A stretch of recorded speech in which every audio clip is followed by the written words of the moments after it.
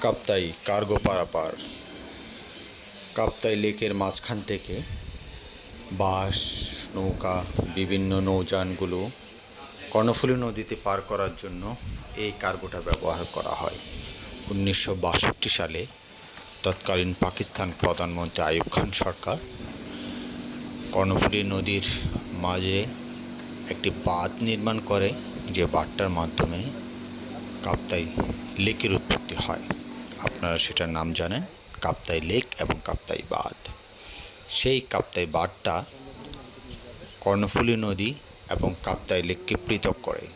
তাই লেক থেকে কোনো নৌকা, নৌযান কিংবা কোনো পণ্য কর্ণফুলী নদীতে আসতে হলে এই কার্গোটার মাধ্যমে এপার ওপার করা হয়। এপার দিয়ে তুলে ঠিক ওই পারে ফেলা হয়। মাঝখান দিয়ে কাপ্তাই নতুন বাজারের রাস্তাটা, আর দুই পাশে জলাধার। একটা হচ্ছে কর্ণফুলী নদী, একটা হচ্ছে কাপ্তাই লেক। আপনারা অবশ্যই যারা কাপ্তাইতে বেড়াতে আসেন এটা দেখবেন। এটা আসলে দেখার কিছু নয়, আপনাদের চোখেই পড়বে। কাপ্তাই ঢুকেই কাপ্তাই নতুন বাজারের পাশে এই স্থাপনাটা দেখতে পারবেন। অনেক সুন্দর, প্রাকৃতিক সৌন্দর্যমণ্ডিত পাহাড়, লেক, নদী ঘেরা অপরূপ একটা স্থাপত্য এটা।